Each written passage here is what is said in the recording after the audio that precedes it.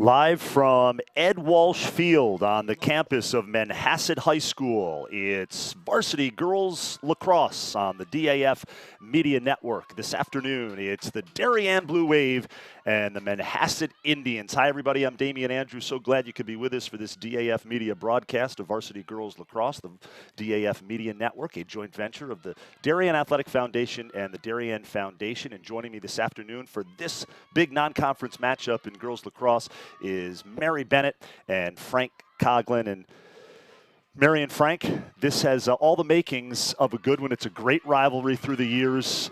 Manhasset got the better of Darien last year in Darien, and we are now back at Ed Walsh Field for the renewal of this rivalry, and we are underway. Yes, this is a battle of two top 25 teams and terrific programs, wonderful youth programs acting as feeders for each of the high schools. It's a great opportunity for the girls. Yeah, I know Darien always loves coming over here to play and having Manhasset come visit them. It's nice to be playing with these top programs from outside of your conference. It really prepares you well for the postseason. Darien in the Darien blue uniforms with the white numbers. Manhasset in the home whites with the orange and black trim.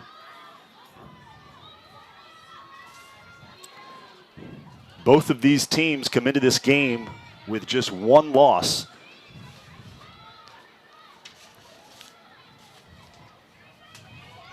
The Indians lost to McDonough, which is some of the polls the number one team in the country by just a goal. And in a tough contest that they were up by 2 goals in the second half. That's Maggie Arnold for the Indians on the defensive stop, clearing to Allison Wayne.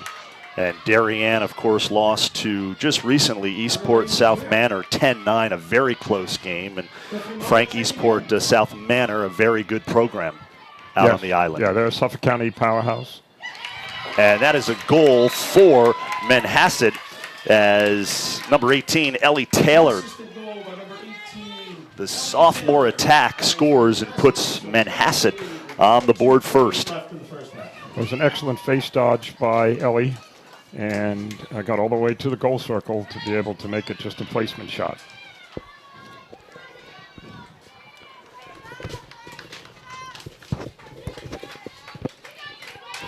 So we're back in the draw control circle. Olivia Dooley, one of the captains for Manhasset. Yeah, we have a new draw circle. A new girl taking the draw. Maggie Ramsey, a freshman, they brought up from JV to see how she could do to help Darien on the draws.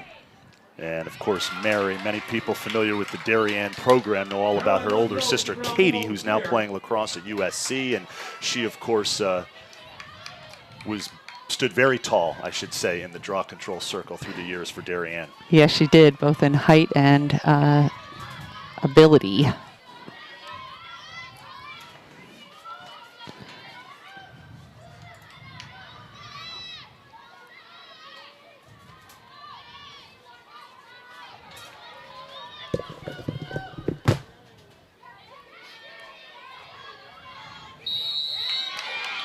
Maria Themelis, a junior midfielder, drawing that obstruction call for a pre-position opportunity for the Indians.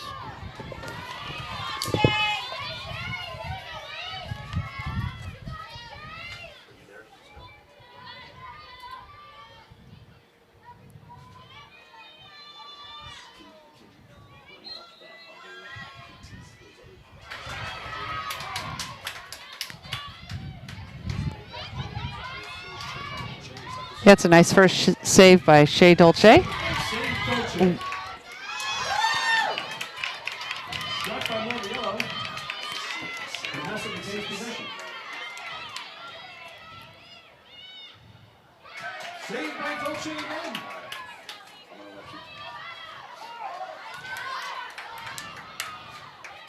Indians getting a lot of opportunities early, right on the doorstep.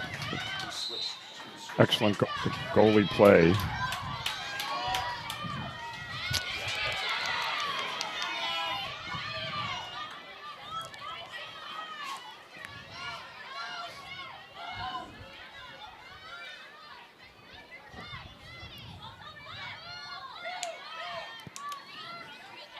Yeah, I think the Darien goalie's woken up now. She's seen a lot of shots in the first couple minutes.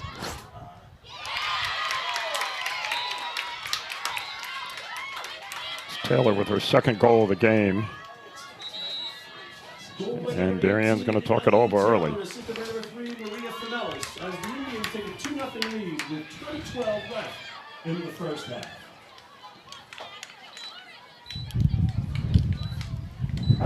Three of the four attack for the Indians are sophomores, and they work really well together. Grace Gately, Emma Pinto, and Ellie Taylor.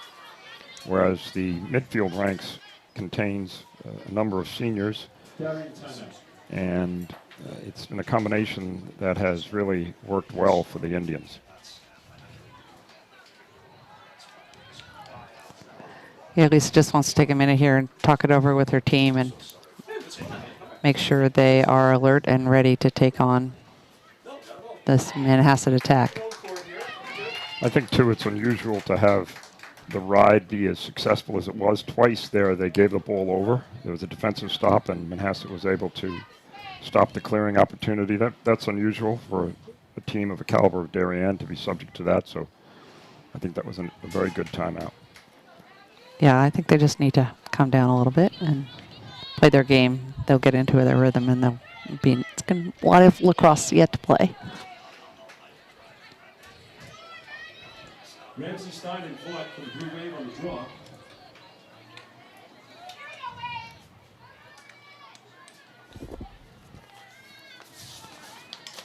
So we switched the draw. Circle people here to Jordan Vaught and Cece Stein. Manhasset is staying with Olivia Dooley, who is bound for USC, but they will use 3 or 4 different girls as well. And that's the Mellis with the ground ball and the face and the draw control.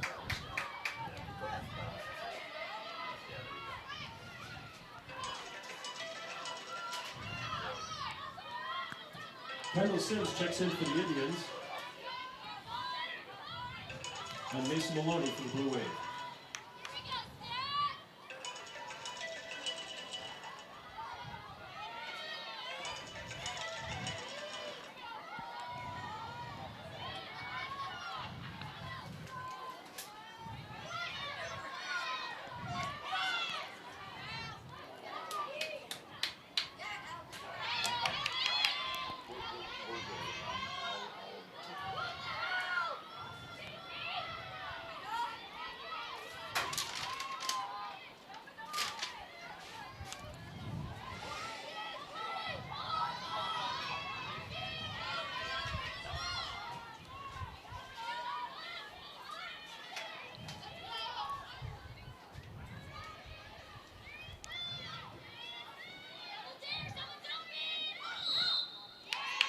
Grace Gately called for a ward.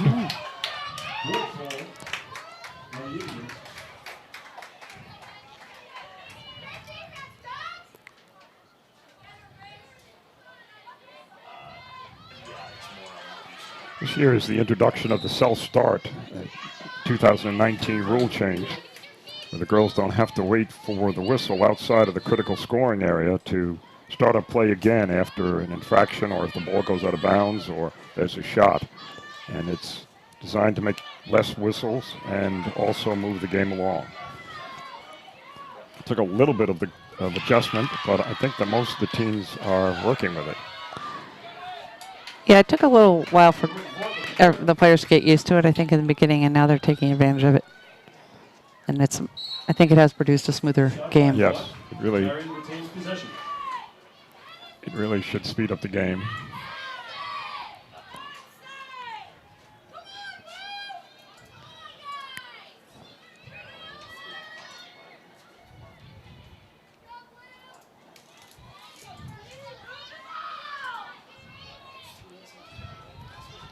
Charlotte Woodstock with the ball.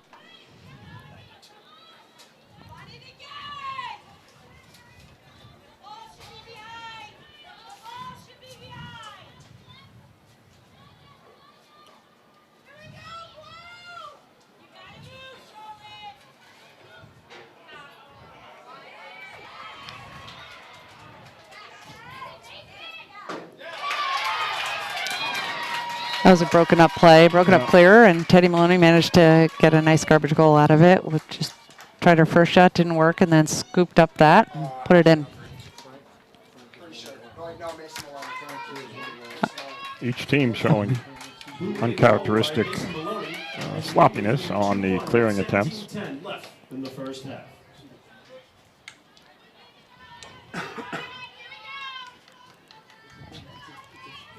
Ramsey, McGuckin, and Stein for the Blue Wave on the draw. Canales, Dooley, and Mondiello for the Indians.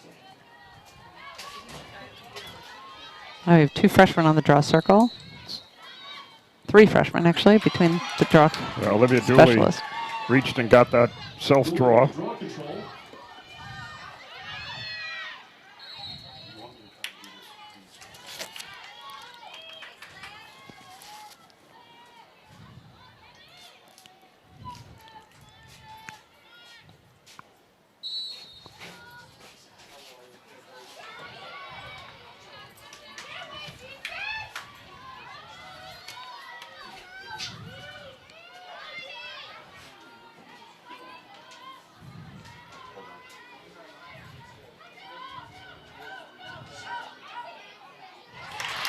That's Emma Pinto. Number 13, Emma Pinto with the young assist for goal.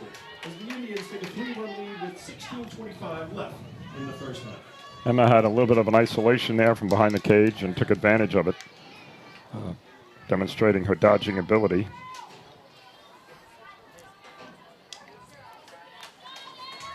Ramsey, Alders, and Humphrey on the circle for the Blue Wave. Canales, Dooley, and Mondiello for the Indians.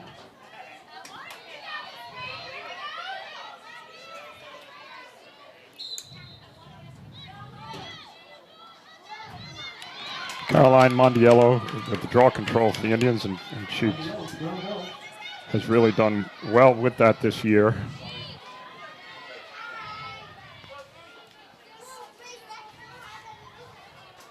And they just scored. Okay. I think they missed the behind the goal.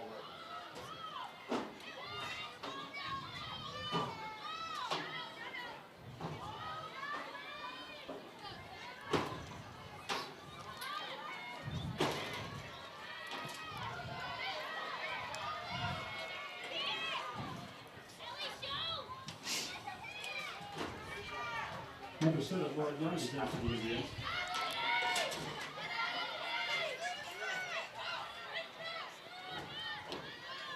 Nice to see Lauren Young back. She had a knee injury and operation from last summer, and this is only her second game back, and she complements Maria Themelis with her speed and agility at midfield. So it's a welcome addition for the Indians.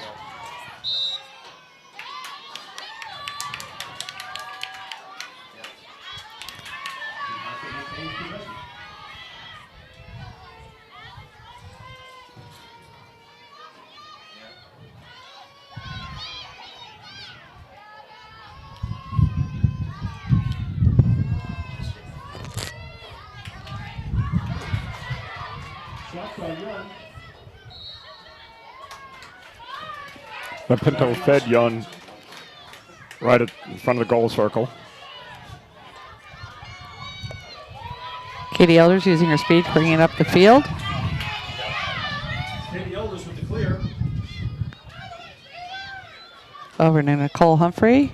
They'll settle it, run a play.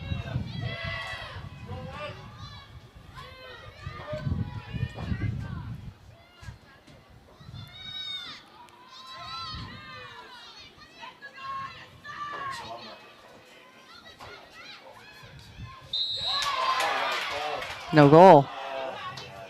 No goal. What's up?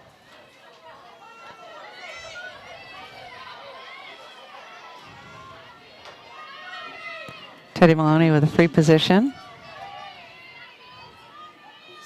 Ashley Humphrey. Oh, No play on in that situation, no, Damien, is this Ashley or, unfortunately. Mason? Which one? You just scored. Oh, it's not Teddy Maloney, it's Mason Maloney. Keep that steady, Charlie.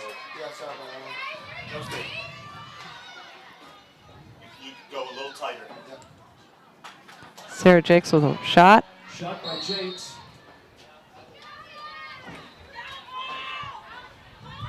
Kate Barsha, the close defender for the Indians, called for the push.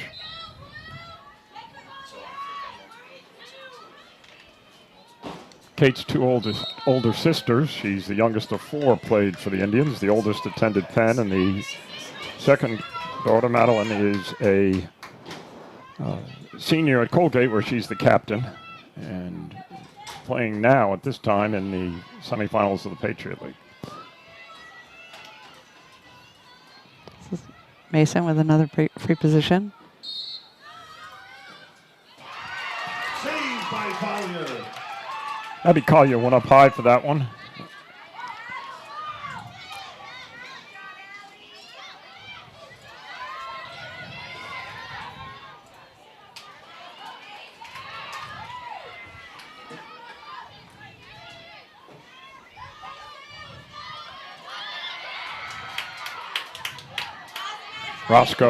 Casey Roscoe with the clear for the Indians, and Caroline Mondiello weaving in.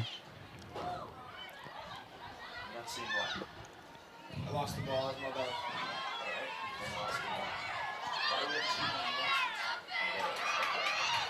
Kate Bellissimo with that ground ball. Good Bellissimo with the ground ball.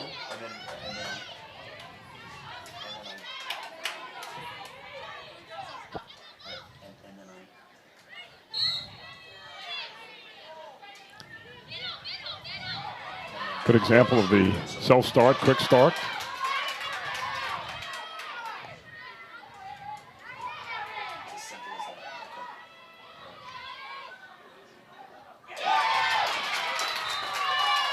That's a nice goal by Sarah Jakes, number 17, on a feed from Ashley Humphrey. That was very good skip pass, catch on the run, and shoot. 3-2 with 11:31 left in the first half. Dane behind the goal or no? No.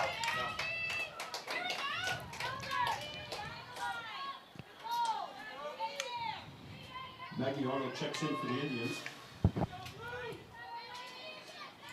She scored. And now it's Dooley and Mondiello for the Who Indians. scored? Sarah Jake. The assist. Ashley Humphrey. Jakes and Ramsey on the circle. It's Olivia Dooley taking the face for the Indians still.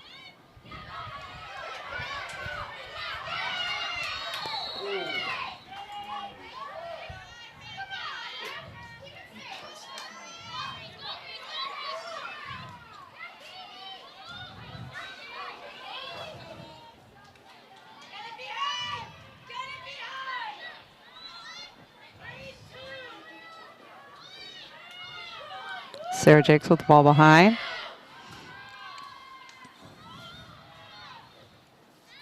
In addition to Barsha, you have Maggie Arnold and Erin Trotta and Allison Lane at close defense for the Indians. Instruction call on Caroline Mondiello.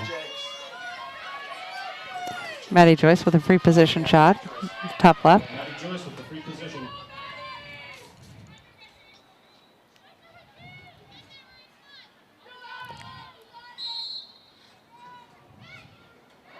Ashley Humphrey. It's a nice pass from Maddie to Ashley, who came around and went faked high, went low. With 10:27 left in the first half. And we're all tied up at 3-all.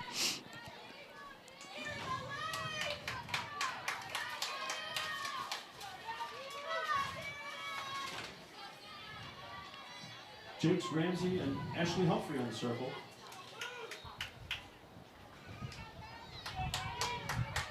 And now it's Dooley and Mondiello for the Indians. Number 21, Olivia Dooley, is still at center circle for the Indians.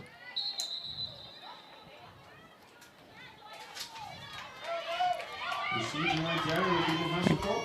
Maggie Ramsey got called for starting a little early.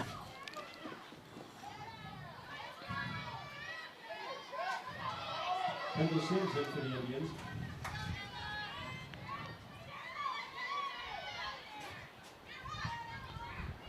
The Mellis is a speed dodger for the Indians, and she showed it there, but shot above the crossbar.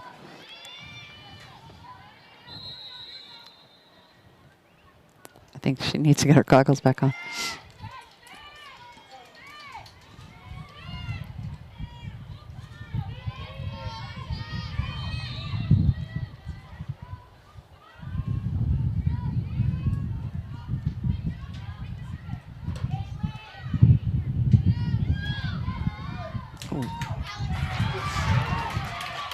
Feed by Grace Gately to Petrus. Shot at stick side. Good save, though. That was a great save and another good ground ball by Kate Bellissimo.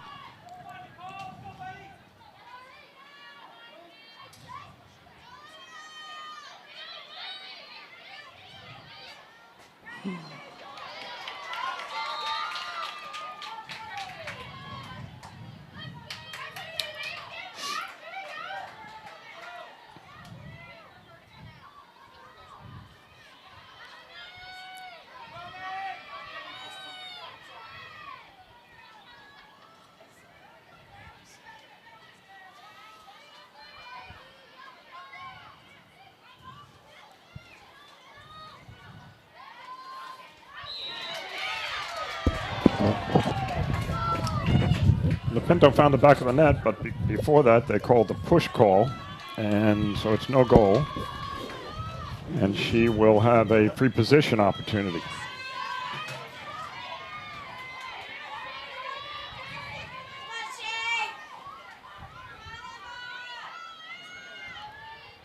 Emma is an excellent basketball player as well, and you can see that in some of her dodging. She's got quick feet. And there it is. No, it did. They called a goal. As the Indians retake the lead at 4-3 with 7:54 left in the first half.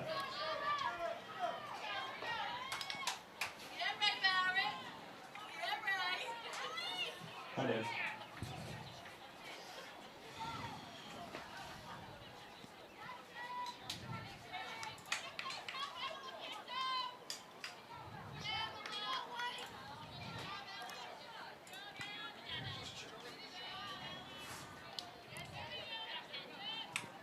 Douglas Dooley and Monty Yellow for the Indians. Jakes Ramsey and Ashley Humphrey for the Blue Wings.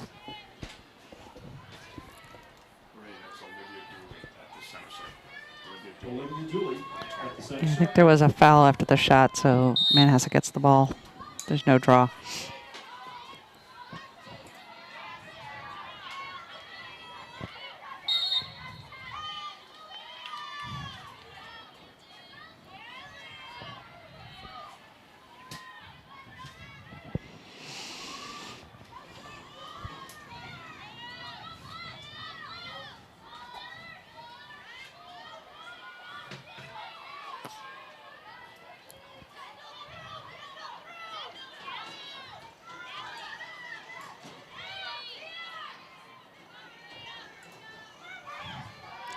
Slide by the Darien defense to number 3.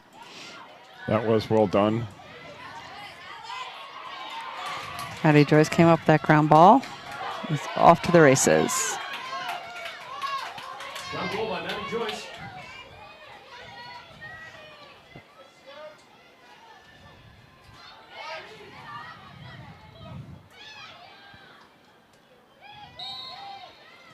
Shot by Nicole Humphrey. Illegal check call, so the Blue Wave will have a free position opportunity.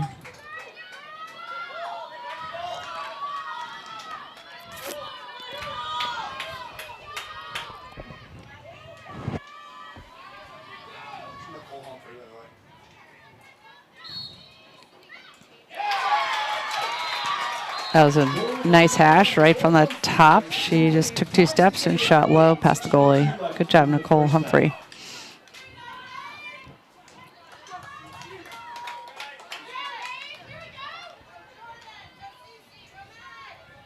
Kate Barshett checks in for the Indians.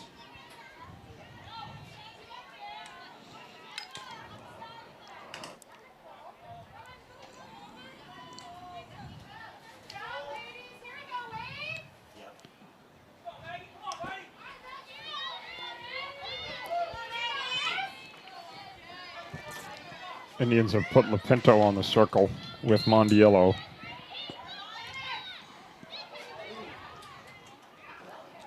Caroline with the ground ball. A lot of people on the ground on that draw control. Yes. Mondiello's work with draw controls has been outstanding, and she really demonstrates keeping her speed at the same time seeing the ball into her stick and getting low, and it's been a difference maker for the Indians.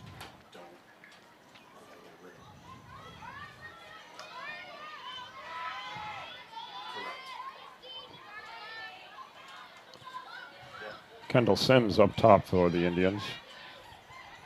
An excellent soccer player, also good speed and stick skills.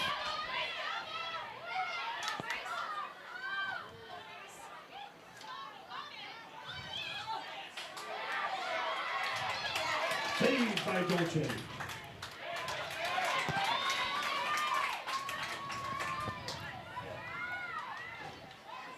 Both teams are getting good looks and some excellent goalie play, particularly by Darienne's keeper.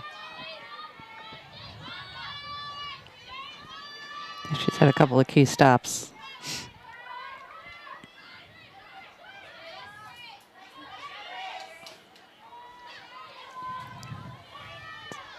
Number 7, Charlotte Whitstock. Charlotte Whitstock with the clear.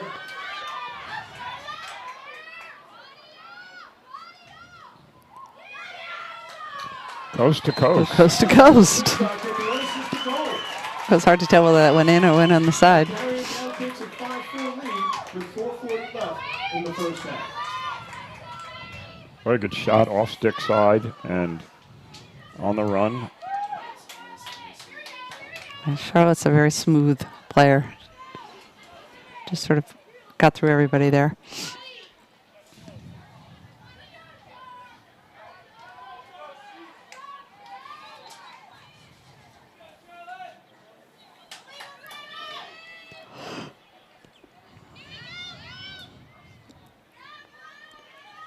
We've switched to Nicole Humphreys on the draw with her sister Ashley and Sarah Jakes on the draw circle. Olivia Dooley and Nicole Humphrey on the draw. Maria Themelos has come back onto the circle for the Indians, and of course Mondiello.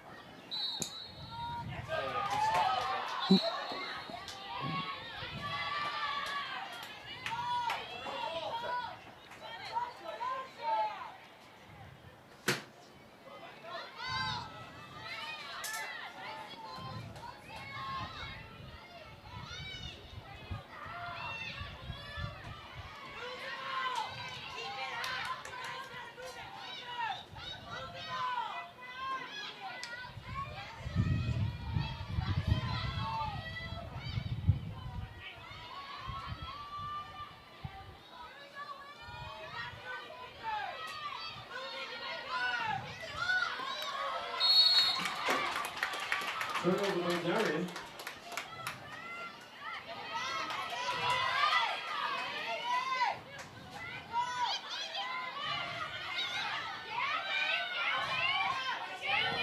Maggie Arnold with the patient clear. There's no requirement within any time frame to advance the ball in the women's game. And that allows you to use the whole field or reverse it in order to clear.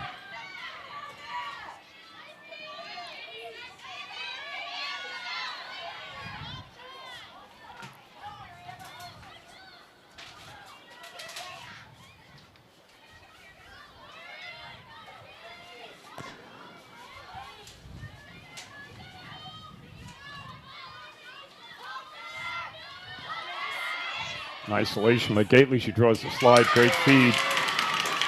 A backdoor play to Emma Lapinto. Indians tied back up at 5 with 2:59 left in the first half. That was a really nice play by Manhasset. They drew the double from Darien and managed to dump before a girl slid over. Classmates Lapinto and Gately are a very effective 1-2 combination. Petrus is going to come in to take the draw for the Indians, and Dooley will go down to defense.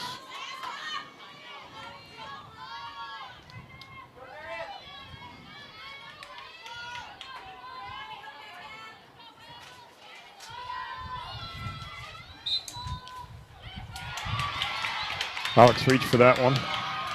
Ball control Petrus.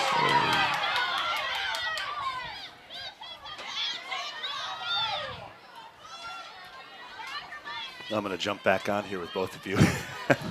We've been trying some new things out, and just want to thank everybody. I know we have a number of viewers out there. Thank you for tuning into this one. It's obviously a big non-conference game between these two storied programs, Manhasset and Darien, and we are now tied at 5 with under 3 minutes remaining in the first half.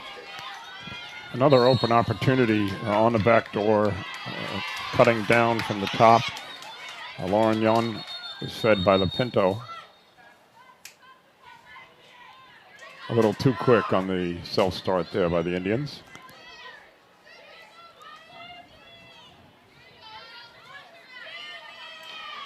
Two minutes and a half.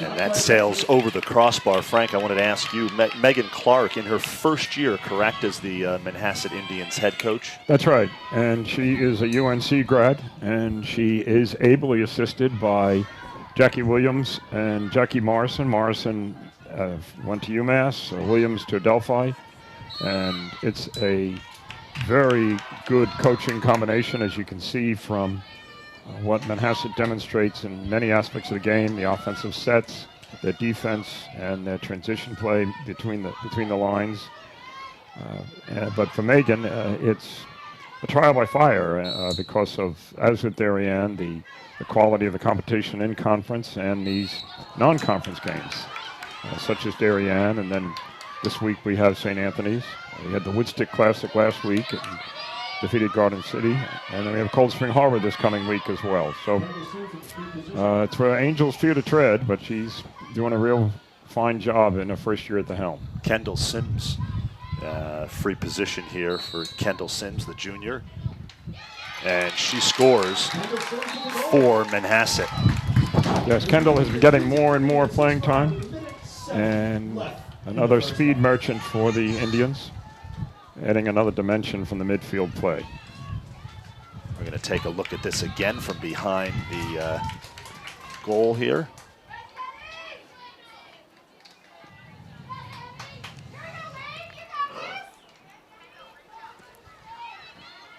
High to low, keeping her feet moving. I have Ashley Humphrey on the draw. And Petrus from Manhasset. She does the same thing Alex does. Petrus with control. And does a self-control, hangs the stick a little. 1 minute remaining in the half.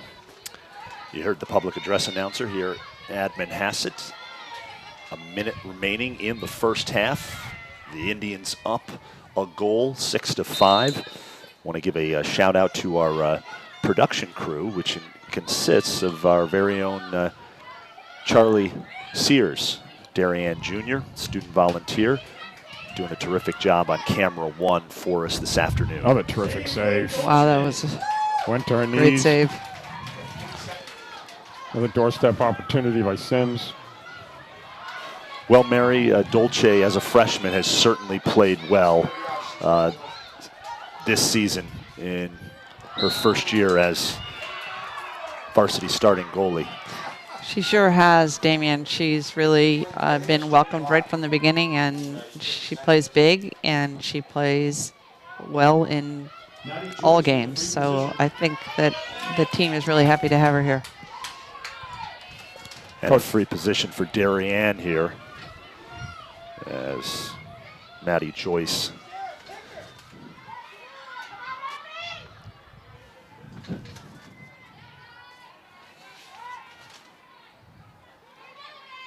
Do that same feed to the crease, or they? Oh yes, she will. Back to. Indians were wise to it this time. Yes.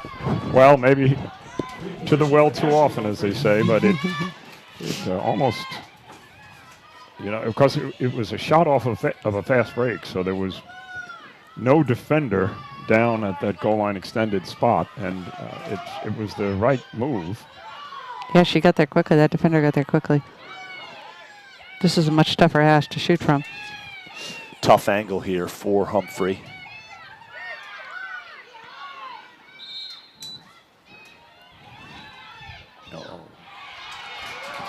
Intercepted by Finellis. And Finellis takes it away as Manhasset's going the other way. Roscoe with the clear. One of the senior defenders for the Indians, Casey Roscoe, on the clear.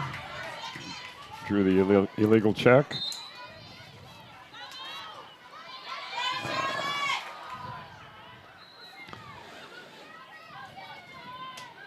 And that They're will going to ride it out. Yep. That will just about do it for the first half. The first half is in the books. Manhasset 6, Darien 5. You're watching Varsity Girls Lacrosse on the DAF Media Network, a joint venture of the Darien Athletic Foundation and the Darien Foundation. Damian Andrew alongside Frank Coughlin, Mary Bennett. Thanks so much for joining us this afternoon for this one. As I mentioned earlier, we've got a number of views. We are going to step away, take a quick break, and we will be back with more live lacrosse here on the DAF Media Network. Manhasset 6, Darien 5.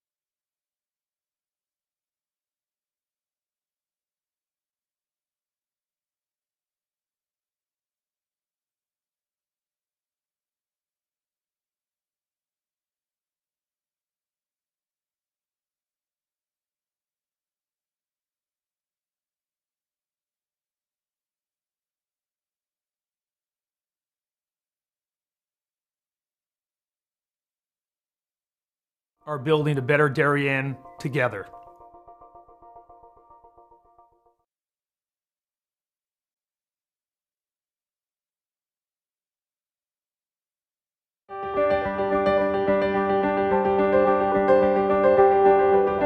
If you live in Darien, most likely you've benefited from the Darien Foundation.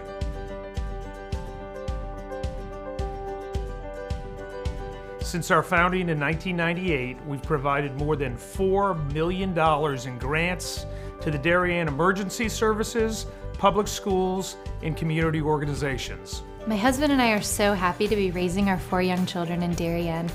Over the years, I have admired the projects that the Darien Foundation has supported, and I'm excited to be a member of the board helping to further support the Foundation's mission. Kids' eyes light up when they talk about learning and eating in the edible garden at Tokenique School. And as a family, we've had so much fun watching varsity field hockey and lacrosse games under the Darien High School stadium lights.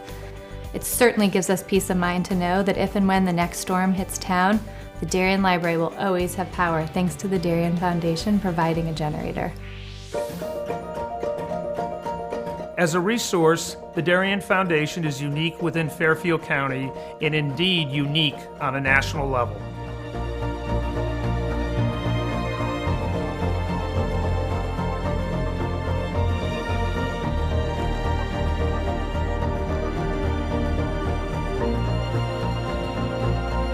For 20 years, the Darien Foundation has been investing in Darien and offering our community organizations, emergency services, and schools a local resource to help them pursue innovation and excellence. Thank you for supporting the Darien Foundation. We are building a better Darien together.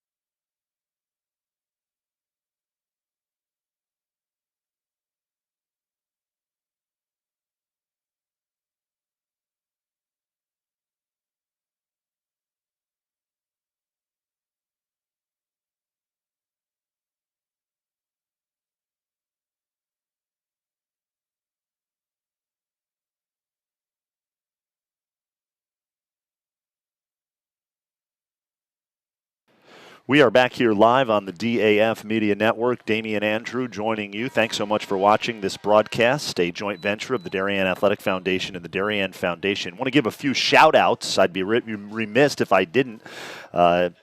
Cindy and Natalie Whitstock in Richmond, Virginia, watching. John and Bev Birch in Amelia Island down there.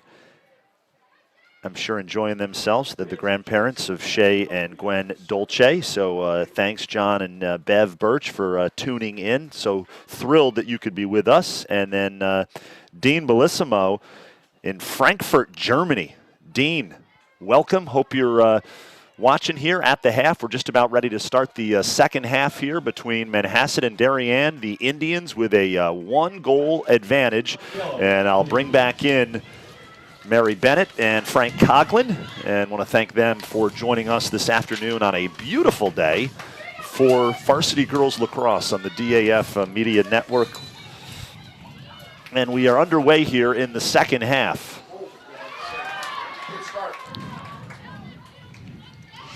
Draw control for Darien. Sarah Jakes. Getting a free position. Sarah Jakes, free position, as you mentioned. Darien in the blue with the white numbers, moving from left to right here in this second half. We are just underway, and an opportunity here for the Blue Wave. Saved by Collier. A lot of people on the ground on that one, Damien. There certainly And another free were. position. We've got a whistle and another free position here for Darien and Jakes.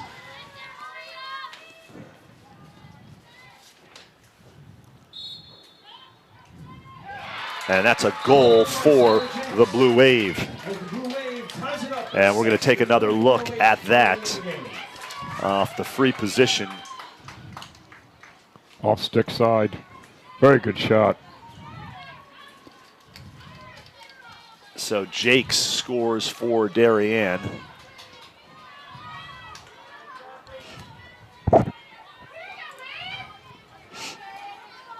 Ramsey Jakes and Ashley Humphrey. Unassisted. Petrus Tamelis and Mondial for Union. Jakes, the junior, the Northwestern commit. And she ties this up at 6. Another draw control for Jakes.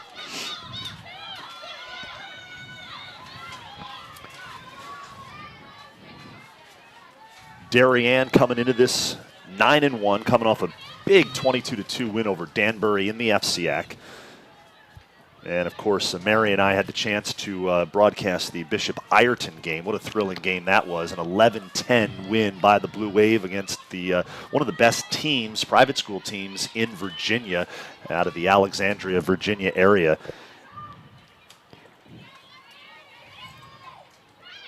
And they made a couple of stops in the Northeast. It was part of their annual spring break trip.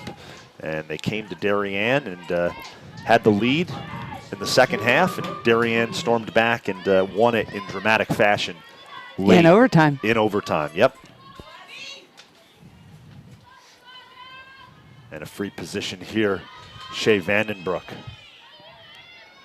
Number 16, the senior, headed to Williams.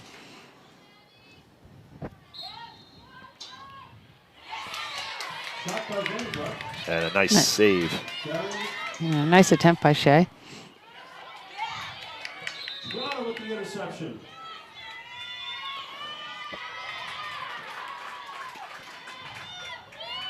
Loose violation. More people on the Take ground, another look- Damien. Take another look at that save again here. Looks like it was a defender in the crease. Oh, Yeah, I think she just shot a it little was wide. A shot, it was wide. It wasn't a save. It was wide of the near post. And we are back to live action here on the DAF Media Network. Damian Andrew, Mary Bennett, Frank Coughlin joining you. Thanks for joining us wherever you are. We hope you are safe and sound and enjoying some varsity girls lacrosse. And that shot is wide as well. Maddie Joyce, the shot there. Number 23, headed to Brown, the junior. And that's a nice play there. Sister act. And the Humphrey girls connect. That was a great feed from Ashley to Nicole. Nicole was behind her player when Ashley threw that ball, and she just knew that Nicole was going to get open there. It required a precision pass and very good catch and shoot on the run. And the Humphrey sisters teaming up as they have done throughout this season. Just two terrific players. Used to play basketball growing up just like their dad, John. And they have turned into just terrific lacrosse players, both headed to major D1 programs. Stately. Taylor with control.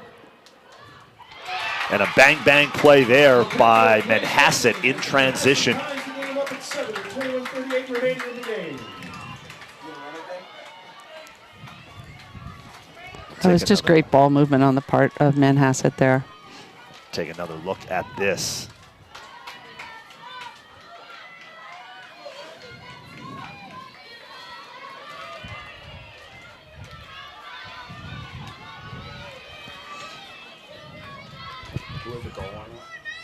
It was Grace Gately with the goal, the assist, Emma Lapinto.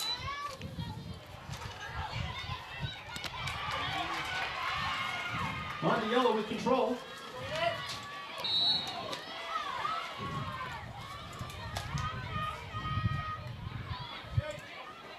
as I said before, Caroline's forte, which is the draw, control, and transition game.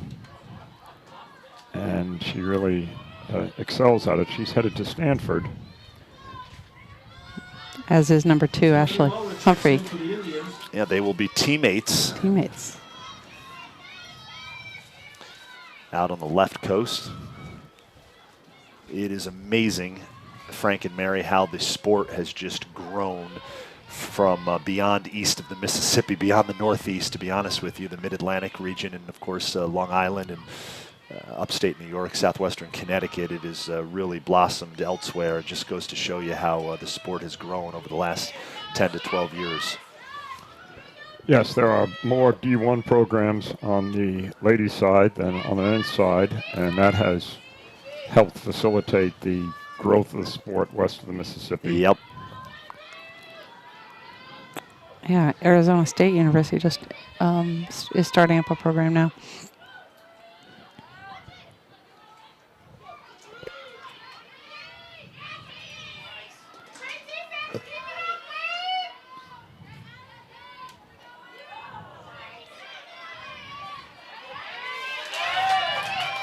And a takeaway by Darien as they look to clear here. The wave,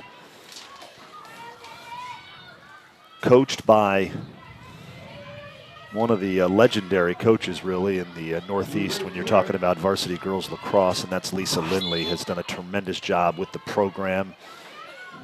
And it seems year after year, Mary, she just reloads. There's not a lot of rebuilding to do in Darien. Well, she's also supported by a great JV and freshman program, which is supported by the youth program. The youth program in Darien is just training everybody up very nicely, so they're ready to play for Lisa when they get to the high school. Yeah, that's where it all starts, and that's the way it is in Manhasset as well, Frank. Yes. And that's a goal for the Blue Wave. Another sister-sister combination. Takes an 8-7 lead with 19:13 left in the game. Also a very good precision pass. There's an entry pass for the cutter. And both of the last goals by the Darien team required that it be a precision pass, and very difficult to defend.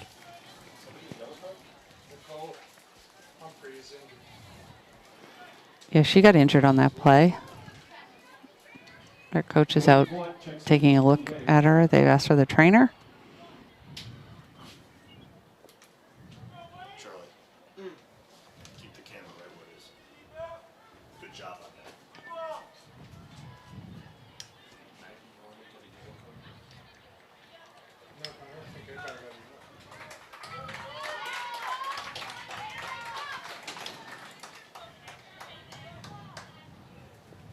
Yes, the Manhasset PAL has a robust youth program. The administration of the Manhasset PAL on the women's side is headed up by Whitney Barger Godfrey and assisted by Amy Keogh and Drew Miller and Dan Denahan, and I also am involved, and it's the case. We have 11 travel teams, 2 and 3 teams per grade, and the same number on the boys' side. So it does provide a pathway up to the middle school and the high school.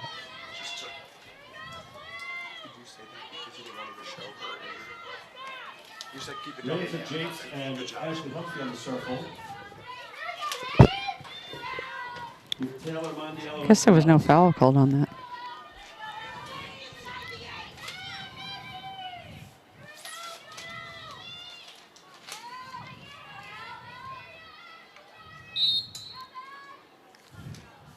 Ramsey and Ellie Taylor for the Taylor. Indians. Yep.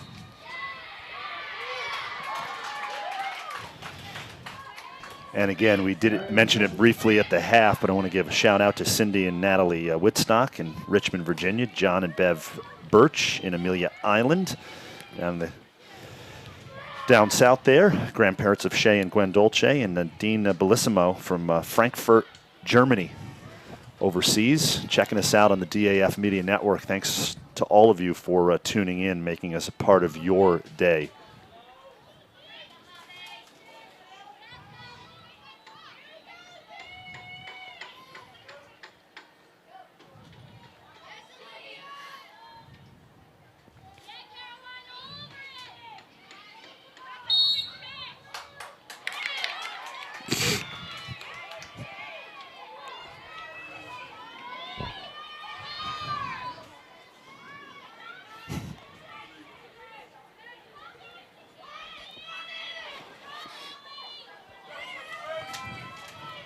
Manhasset possession.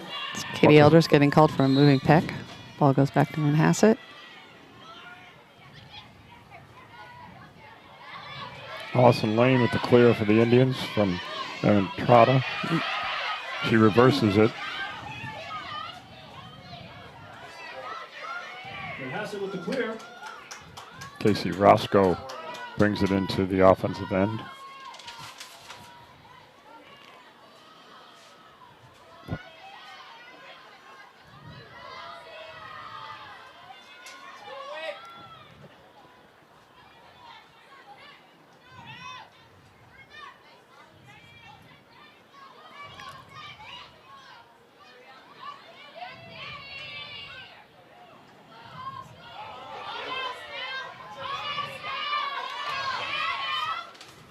So here's Manhasset now, down a goal with under 17 minutes remaining in the second half as they look to attack this Darien defense. Oh, Lapinto with a nice. With her fourth goal of the game, she took advantage of the isolation and shot on the run. We're going to take another look, Frank and Mary, at this Lapinto goal. This slide just came a little late. Yes. And able to beat Dolce. Yeah, she was able to get that shot off. It's a nice play on her part.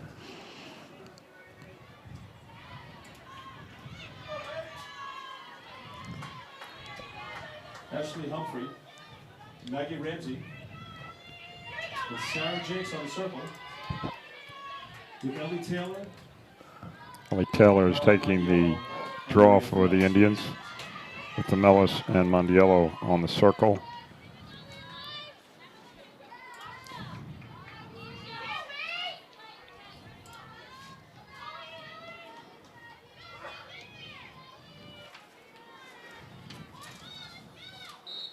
Lapinto, the sophomore, ties it up. Maggie Ramsey came up with a draw control, which she's very proud of herself.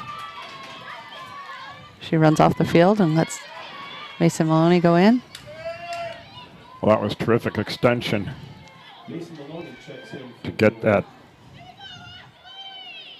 to get the draw, bring it down to herself. The easiest execution for a draw control win. Shea Vanderbrook to Katie Elders.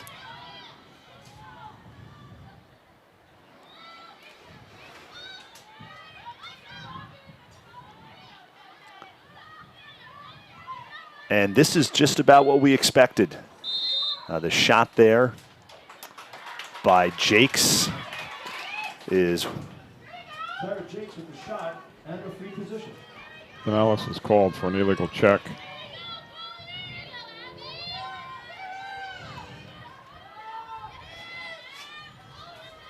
So a golden opportunity here for the Wave. Free position for Jakes, tied at 8, midway through the second half.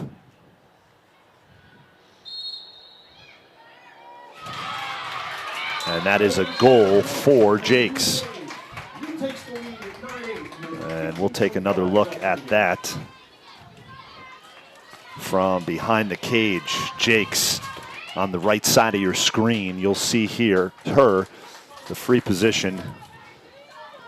Yeah, she's so fast off that line, and she went on the near side, stick side. She slipped it in there. It's an outstanding shot. It also is one that shows the rule change this year on the 8-meter arc that requires the spreading out of the defenders on those shots, so that it's much more difficult for the defenders to close. Controlled by Darien.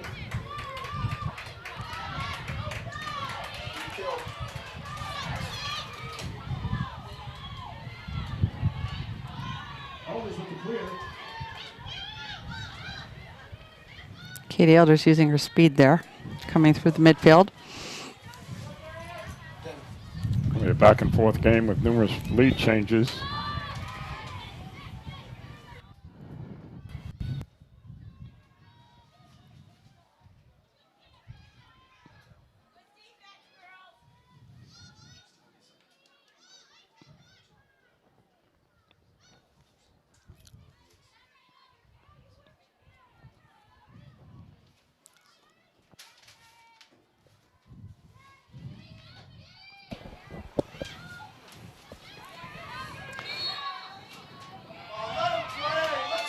Darien up 9-8 whistle.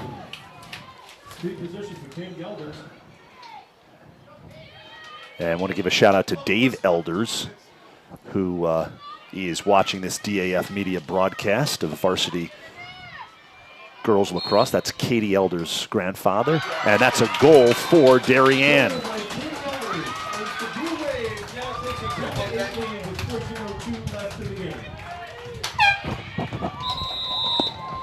Another free position opportunity leads to a goal for Darien. We take another look at it here, Frank, from behind the cage. A goal for the Wave. And that was a pretty powerful shot there for Katie Elders, the Dartmouth-bound senior. Yeah, Katie just took two steps and put it down low. She had a lot of power behind that. Pick a spot and shoot hard. Even though it was stick side, it had enough on it so that the Manhasset goalie was unable to drop the stick head soon enough. We're going to take another look at that goal in just a moment. There's Elders, the senior, unassisted off the free position. We've got a timeout on the field as Darien has a 2-goal lead now. And if I'm still a lot of lacrosse left to be played. We're going to take a quick break. Actually, you know what? We'll take another look at the Elders goal here off the free position.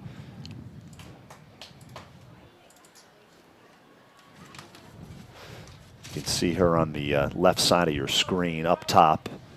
1, 2, and a shot. Yep. Before anybody got to her. She had a lot of power behind that shot, and it's in the back of the net as she is. Take a look at the Darien huddle there.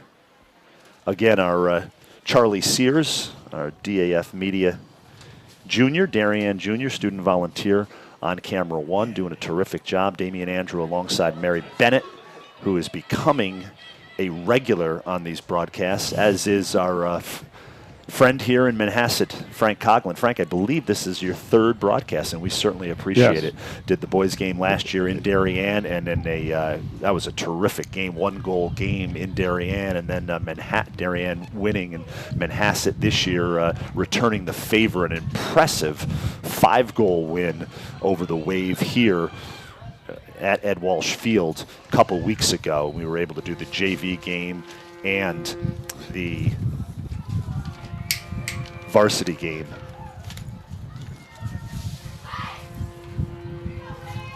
Pinellas, Petrus, and Money Yellow for the Indians. Good.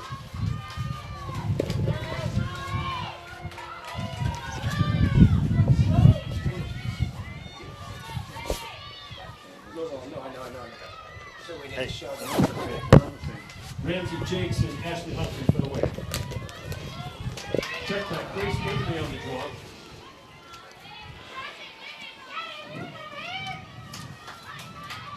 So it's Ramsey and Grace Gately, the sophomore, a couple of underclassmen here inside the draw control circle.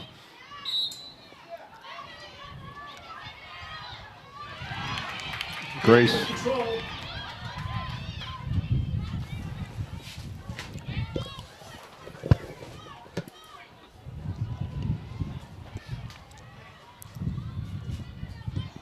Key possession for the Indians because of the lack of a shot clock or the requirement to hold the ball in any particular area close to the goal, so that you don't want to let the spread get any wider than 2, and the Indians should be patient with this. And there's a good backdoor feed, and Ellie Taylor for her 3rd goal of the game from Gately. Grace Gately with the assist to Ellie Taylor, as the Indians now trail 10-9 with 13:19 remaining in the game. As we take another look at it from behind the cage. Ramsey Jakes and Ashley Humphrey for the Blue Wave.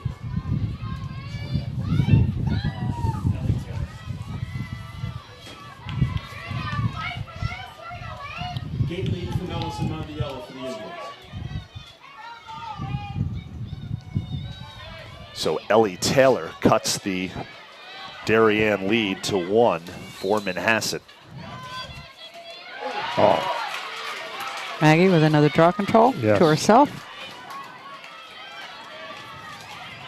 A lot of Manhasset people around her. Allie Lane cutting off the passing lane. Allison Lane with the interception. The senior D doing a nice job there, number 17, Allison Lane.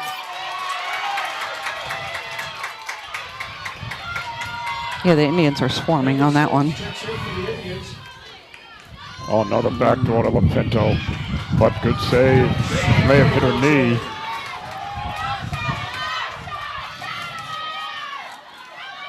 Charlotte Woodstock coming all the way through. Defense to stop the advance by Trotta, Erin Trotta. Manhasset has put Ashley Humphrey in a face guard.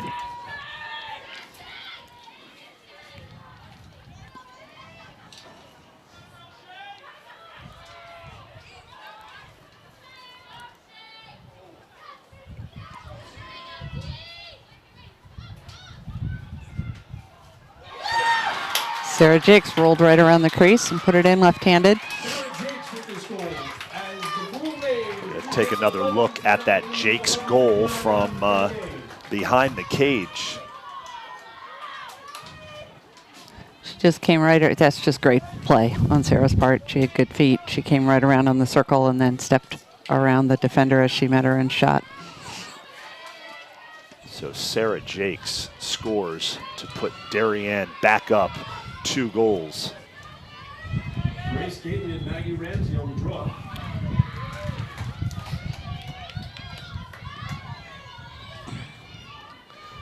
Gately and Ramsey on the draw once again here, and possession's obviously going to become crucial here as we head down the stretch.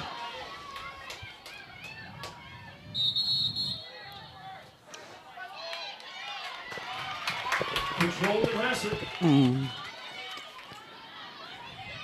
Maggie Ramsey called for a draw control violation. Okay, the ball to Manhasset. For the Indians.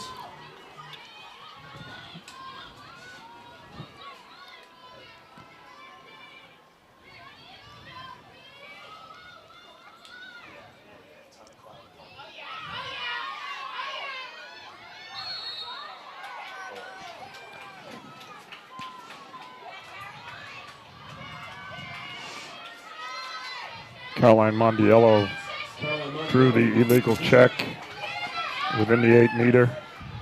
Free position opportunity.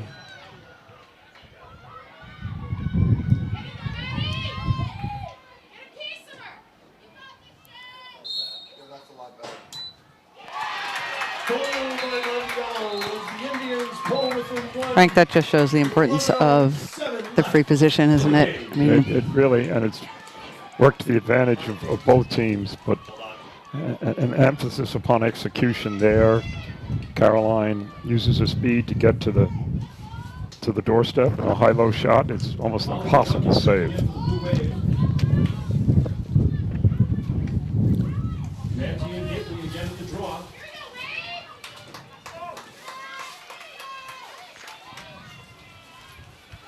Lauren Young also back in for the Indians. Yes, it is. Caroline Mondiello, the senior, cutting the Darien lead now to just 1. And Mondiello comes up with it as Manhasset goes back on the attack on offense here. that ball was in about 4 different sticks before Mondiello finally ran away with it. Well, she really has, as they say, like a mongoose to the snake egg. She is outstanding on the draw control, and particularly the speed she's typically able to maintain as she gathers it in. Good defense there on the attempted roll dodges by Ellie Taylor.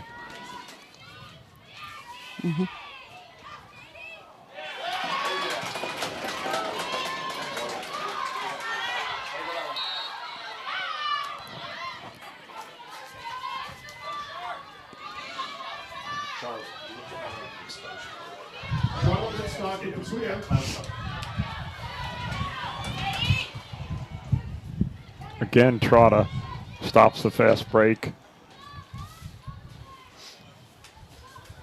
Difficult to do in light of the speed of Elders. Of course, last year, Frank, in this game, Kelly Trotta scored with 30 seconds left as Manhasset beat Darien 13-12, and that was a matchup of the number 2 and the number 3 teams in the country a year ago. Kelly Trotta is sorely missed by the Indians. She is a attacker headed to Drexel and the twin sister of Erin, and it's a dimension that we don't have this year. And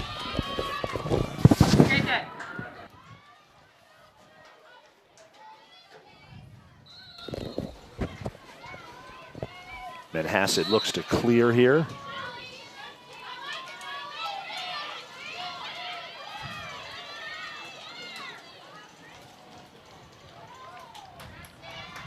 rainbow pass to Allison Lane on the sideline. Lane with the clear.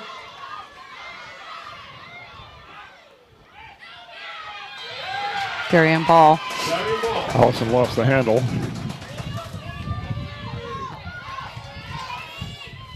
So we're under 10 minutes left in this one. You are watching live varsity girls lacrosse on the DAF Media Network, and this, of course, a big non-conference rivalry matchup between two quality programs in the tri-state area. Manhasset wearing the home whites, Darien in the blue with the white numbers, moving from left to right.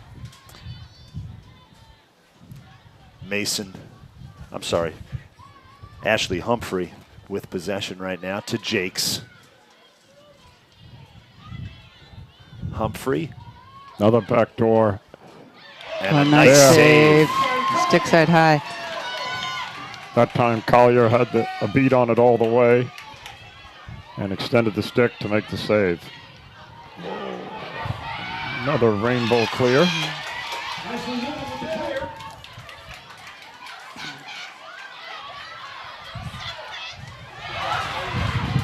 And going back the other way, a little frenetic pace here, back and forth.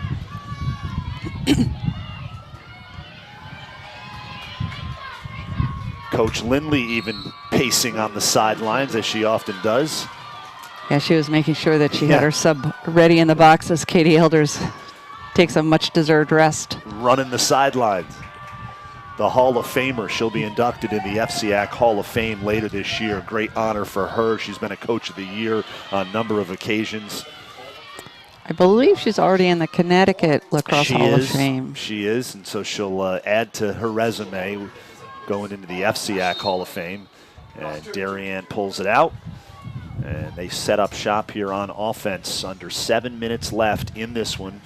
Blue Wave up 1 in what has been truly an exciting game here at Ed Walsh Field on the beautiful Manhasset High School campus. Yeah, I don't think either team's led by more than 2 No, this whole afternoon. 2's been the biggest margin, or the largest margin, I should say. Yeah. Here's Jakes behind the cage. Another That's save another by save. Collier. And on the ground. Right on the doorstep, and that one was above her shoulders, but a failed clearing attempt. And after all that work, We've got a whistle. We're going to take a look at that last Collier save.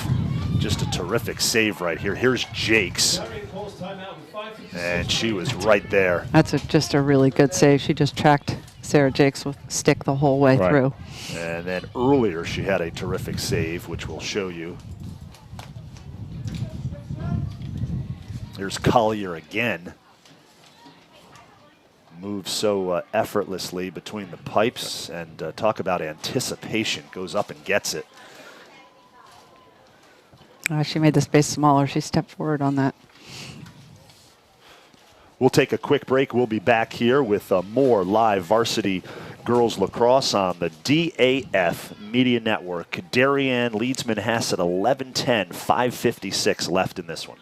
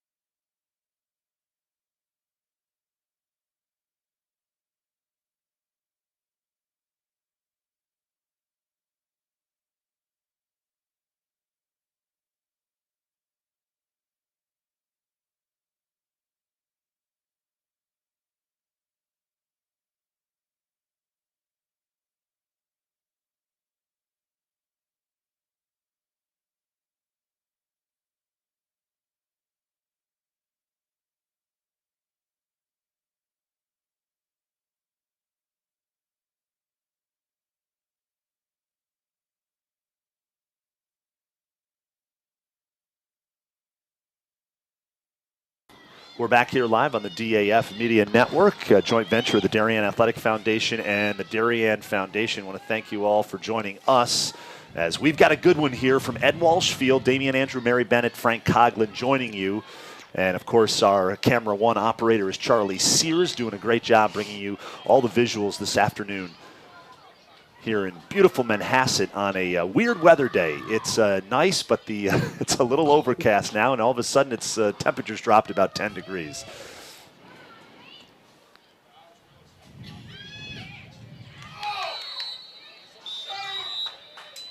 Shot by Stein. And that was a shot by Stein on the move. Official timeout. And we've got a timeout on the field. C.C. Stein, the freshman. And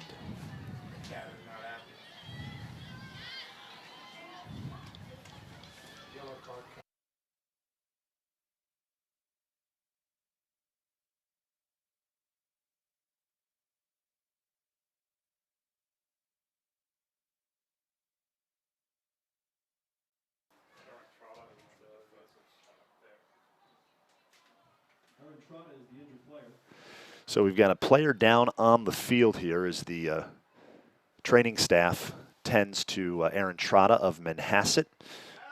We will take a real quick break. We'll be right back with more live varsity girls lacrosse. Darien up 11-10. You're watching the DAF Media Network.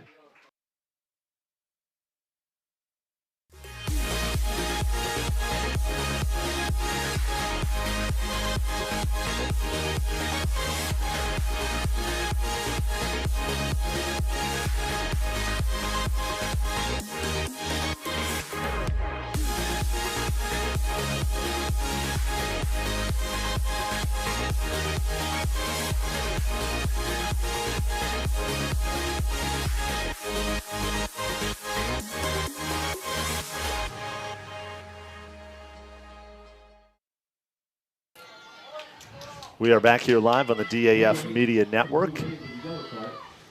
Aaron Trotta of Manhasset with the defensive positioning there, drawing the yellow card on the attempted shot. So Darien will be a player down here as Manhasset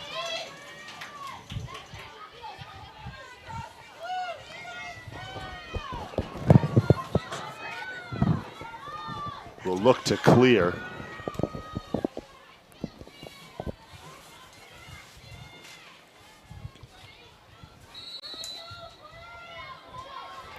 This will be a test of the Darien defense. This is the Mellis, the most evasive and fastest of the Manhasset midfielders. Timeout Manhasset. So a timeout Manhasset as Megan Clark wants to talk things over with her group. Down a goal with 5:03 remaining. We will take another quick break and we will be back here with more live varsity girls lacrosse on the DAF Media Network, a joint venture of the Darien Athletic Foundation and the Darien Foundation. Darien up a goal, 11-10, 5:03 left.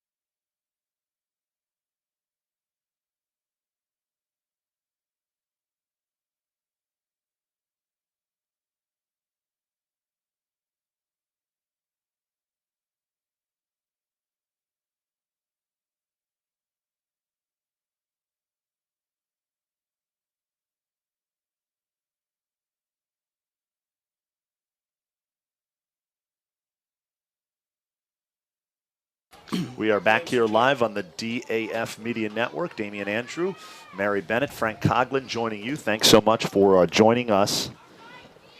Manhasset has the man advantage, the girl advantage for another minute 48. So we'll see what Megan Clark has drawn up coming out of the timeout. I would think that she tries to work with Lapinto and Gately in the two-girl game.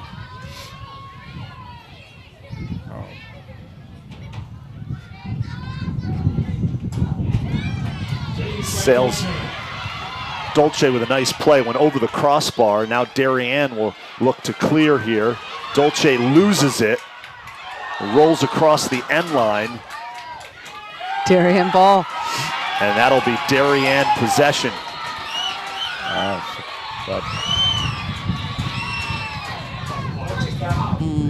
They're going to look Stop at this. Something officials have to discuss. Looked like a push at the end on the Darien goalie. See if they change the call.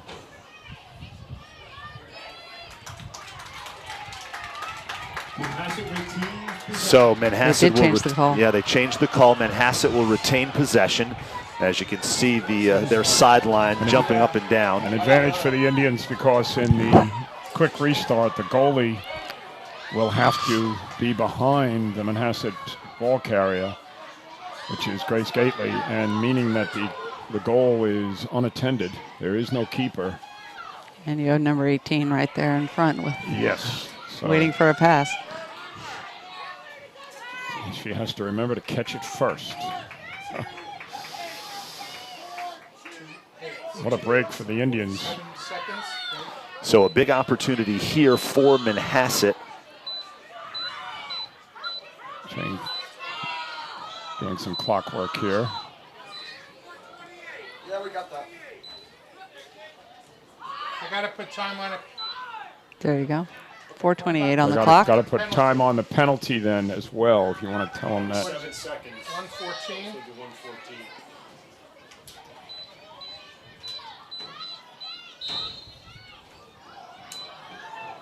1:14. Gately decides not to pass it, but to come back to the Mellis.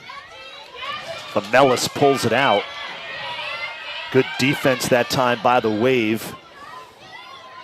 Dolce back in her proper place between the pipes. And we're approaching the 4-minute mark of the second half. And Dolce with a stop. Gately found L.A. Taylor on the cut to the crease and shot wide.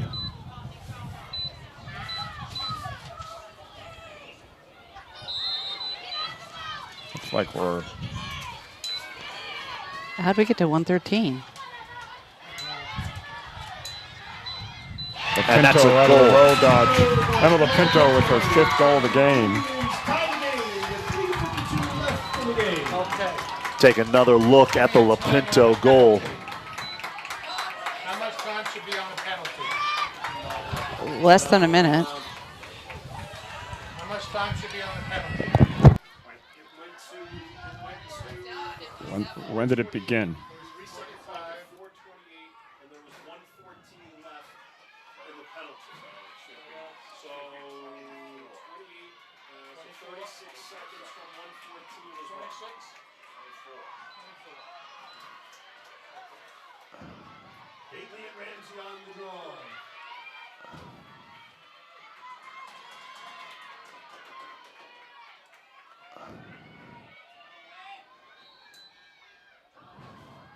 Over at the Mellis's head. Key draw control by Darien. Hold by Darien. Sorry. And here we go. What a game. Tied at 11, under 4 minutes left. Can't ask for anything more than this between two great teams, two great programs. Here goes Darien across midfield. That's number 9, Kate Bellissimo, using her speed. That's all even.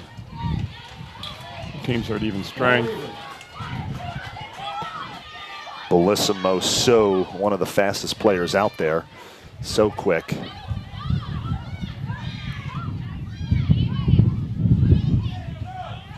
Now you have Katie Elders going back in. Elders checks in for Blue Wave. Here's Jakes. Over to Joyce. Now up top, McGuckin, the freshman.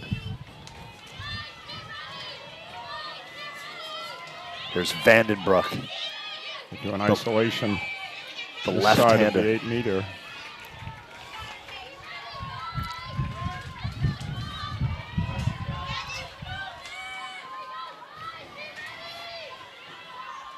Joyce with the ball. Dooley doing a good job on her. Here's Maloney. As time is ticking away, we're approaching the 2-minute mark here. Tied at 11. A terrific varsity girls lacrosse game here at Ed Walsh Field in Manhasset. 2 minutes remaining in the game.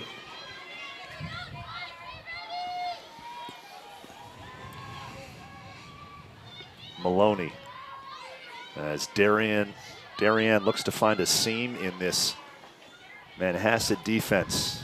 Joyce now on the far side of the field, flips it to Jakes.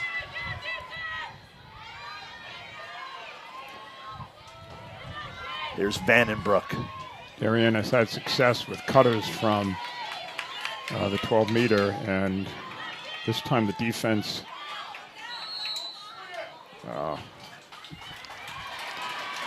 Check to the sphere. yes. So that'll be a violation against Manhasset.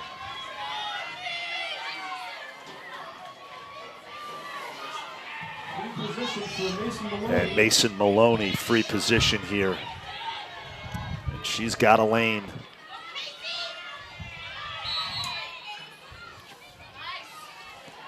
Dumps it to Vandenbroek. To Jakes now. Darien continues to run clock here. Playing for the last shot, unless a That's what it looks like. unusual opportunity. But the Manhasset work 1 minute remaining in the game. on close defense on guarding the cutters up top has been outstanding in this sequence. The rolling picks that they do at the top of the 8-meter, Darien's. Here's Vandenbroek in the corner. Back to Maloney. And now Jakes with possession. Looks like we will come down to the final seconds. Yep. What a game this has been. Here's Maloney. And that shot is wide of the near post. It'll stay with Stay with Darien. Darien. 25 seconds left. Here's Here comes Humphrey. Ashley. Come down, she'll keep coming. Oh, what a And a save by great Collier. save. Save. Great save by Collier. Yes, she stood tall and was a wall. Still and 17 seconds left. time for a transition opportunity for the Indians. Allie Lane brings it to the center of the field. Coming up through the midfield.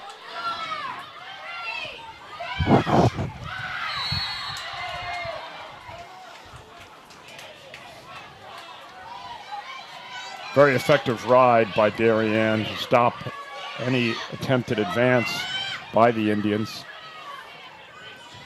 And it looks like we're going to have some extra lacrosse. And that's the way this one will end in regulation. Tied at 11. We are going to go to overtime. First, we'll take a quick break, and we will be back with more varsity girls lacrosse on the DAF Media Network. We're tied at 11. Darien Manhasset going to OT.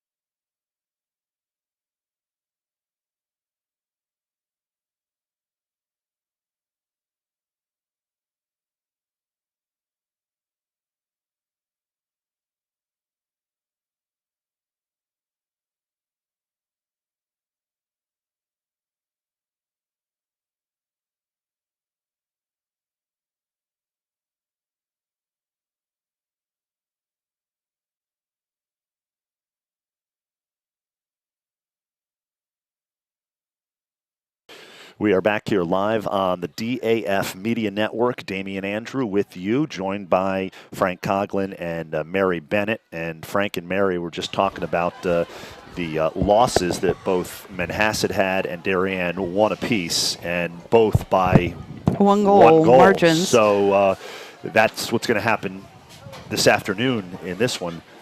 Yes, it's unavoidable since we are in OT, and it's been an exciting game, back and forth, a lot of strong lacrosse play, execution on both sides of the ball. In goal, we had wonderful net minding. It was great high school lacrosse. Yeah, both goalies have played well.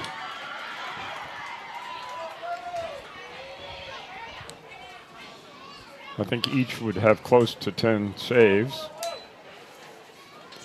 It's just been a really high level of lacrosse on both teams' part.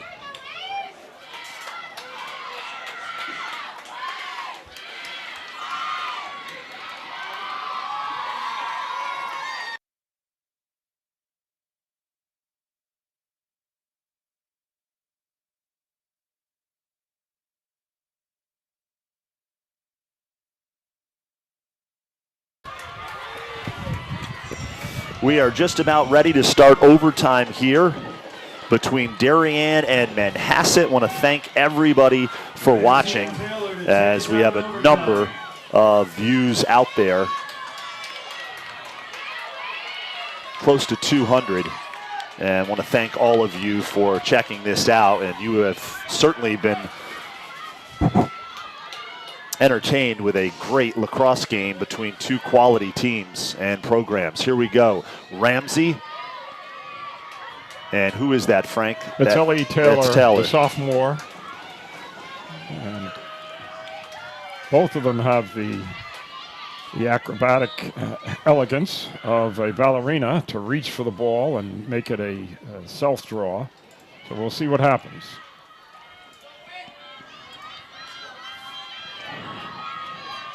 So here we go. First goal wins. 3 minutes in this overtime. Ellie Taylor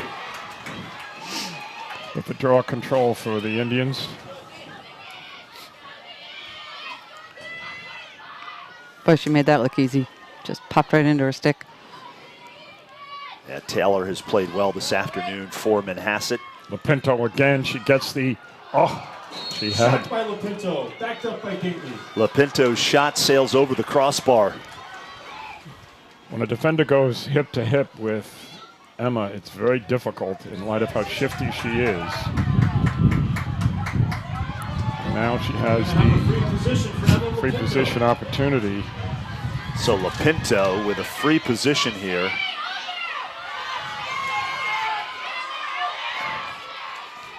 See what she does. The sophomore attack, the underclassman in a big spot here with 2:35 left in OT. Darien Manhasset tied at 11.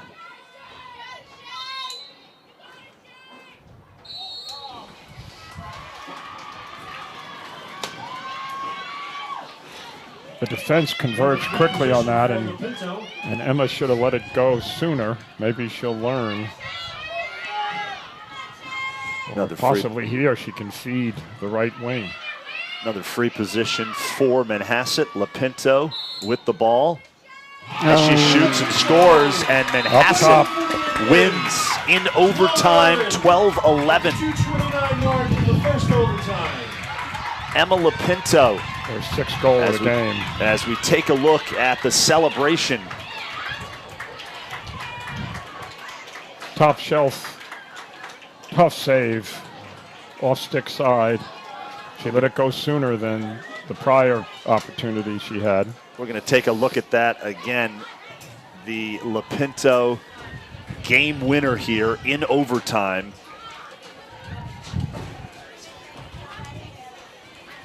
And Manhasset. Tough save opportunity. That was tough. Good shot.